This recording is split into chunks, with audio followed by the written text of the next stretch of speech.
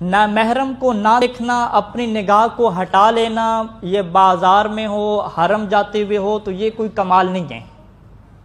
ظاہری بات ہے، لوگ کہیں گے قبلہ صاحب کیا دیکھ رہے ہیں، تو فوراً قبلہ صاحب نگاہیں کیا ہے نیچے کر لیں گے، اور دل میں سوچیں گے کہ میں تو قرآن کی اس مومن کا مصداق ہوں کہ جس کے بارے میں کہا گیا کہ وہ اپنی نگاہوں کو کیا ہے جھکا کے رکھتے ہیں۔ یہ کوئی کمال نہیں ہے۔ کمال یہ ہے کہ انسان خلوت میں ہو، موبائل انسان کے ہاتھ پہ ہو، نہ محرم کی تصویر آ جائے اور انسان نگاہ کو پھیر لے، تو یہ اس مومن کا کمال ہے۔ اور یہی آخری زمانے کی آزمائش ہے کہ کس طرح سے یہ مومن اس واجب کو اور اس مستحب کو پورا کریں گے۔ اب یہ واجب ہے یا مستحب ہے، اس کی تفسیر میں الکافی میں کیا ایک روایت ہے۔ یہ آیت کب نازل ہوئی کہ جب مومنوں سے کہا گیا کہ اپنی نگاہوں کو پھیر لیں؟ کیا اس ٹائم پہ مومن کچھ موبائل پہ دیکھ رہا تھا؟ ٹھیک ہے، یا مدینہ اور کوفہ کے اندر بے پردگی ہو رہی تھی اور بے پردگی کی حالت میں دیکھ رہا تھا؟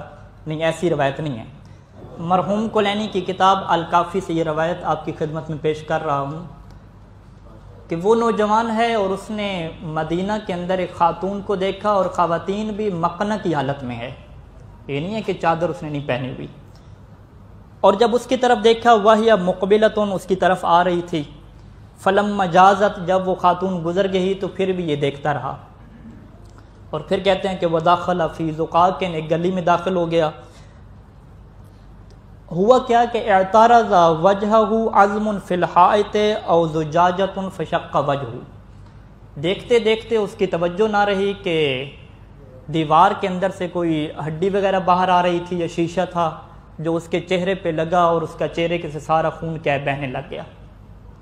اب دیکھیے معاملہ نامحرم کو دیکھنے کا ہے، وہ بھی حجاب کی حالت میں، فقہی حکم کو انشاءاللہ بیان کروں گا۔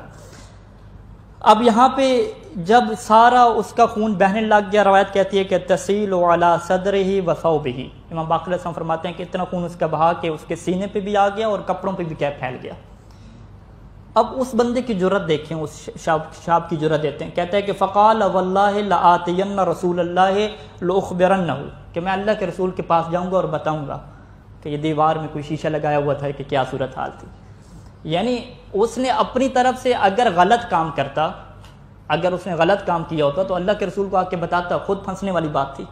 ٹھیک ہے، اس کا مطلب ہے کہ اس کے کام یہ عادی کام تھا، خواتین گزر رہی ہیں حجاب کی حالت میں، چلیں وہ دیکھتا رہا پیچھے سے۔ لیکن جب یہ اللہ کے رسول کے پاس آتا ہے اور اسے خبر دیتا ہے تو اسی وقت حضرت جبرائیل نازل ہوتے ہیں اس آیت کو لے کر اور کہتے ہیں کہ قُل لِّلْمُؤْمِنِينَ يَغُضُّوا مِنْ أَبْصَارِهِمْ، کیا اللہ کے رسول مومنین سے کہہ دیجئے کہ جب چلا کریں تو اپنی نگاہوں کو ہٹا لیا کریں، جھکا لیا کریں۔ اب یہاں پہ سید سستانی دامت ظلہ العالی اور فقہاء نے لکھا کہ ایک مرد کے لیے احتیاط مستحب یہ ہے کہ وہ کسی نامحرم خاتون کو دیکھے ہی نہیں، یہ احتیاط مستحب ہے۔ واجب تو کیا ہے کہ اگر خاتون کو شہوت کی نگاہ سے دیکھ رہا ہے یا ریبا کا عنوان ہے، ریبا ابھی اس نے ویڈیو دیکھا، ڈرامہ دیکھا، ابھی کوئی شہوت وغیرہ نہیں ہے، یہ جائز ہے۔ لیکن اگر اسے پتہ ہے کہ شہوت آ جائے گی، تھوڑا سا اور دیکھوں گا، مزید آگے جاؤں گا، مزید آگے جاؤں گا، مزید سرچ کروں گا، مزید آگے جاؤں گا، ریبا جیسے کہتے ہیں، پھر تو دیکھنا ہی حرام ہے۔ کوئی خوف بھی نہیں ہے، بس خبریں سن رہے ہیں، ٹھیک ہے، قبلہ صاحب ویسے ویڈیو دیکھ رہے ہیں انٹرٹینمنٹ کی۔ احتیاط مستحب کیا ہے کہ یہ بھی نہ دیکھے۔ ایک مومن کی زندگی میں کبھی اس کی نگاہ نامحرم کی طرف نہ اٹھے، یہ اس کے لیے مستحب ہے، اور مومنات کے لیے بھی یہی مستحب ہے کہ کبھی ان کی نگاہ نامحرم مرد کی طرف نہ اٹھے۔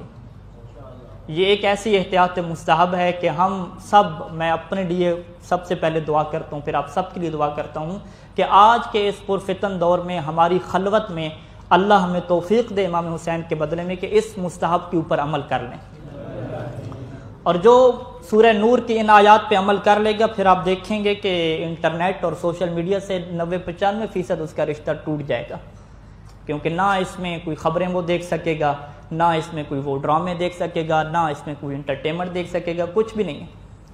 اس نے فوراً موبائل بند کر دینا، اس نے کہا ہے کہ نامحرم کو دیکھنا ہی نہیں ہے۔ قرآن نے کہہ دیا، اس نوجوان کو کہہ دیا تھا کہ جو شہوت کی نگاہ سے بھی نہیں دیکھ رہا تھا، جو ایسے دیکھ رہا ہوگا، اس کو بھی بارے میں یہ حدیث آ گئی، اس کے بارے میں بھی اللہ کے رسول نے یہ کہہ دیا کہ نگاہوں کو نیچے رکھیں۔ تو یہ ہم سب کا امتحان ہے کہ ہم ان چیزوں سے کٹ آف ہو جائیں. تو یہ بہت بڑی کیا آزمائش ہے. اسی وجہ سے آخری زمانے کے جو امام زمانہ کے اصحاب ہوں گے، روایات میں موجود ہے کہ افضل و اصحاب، تمام اماموں کے اصحاب سے افضل ترین صحابی یہ ہوں گے.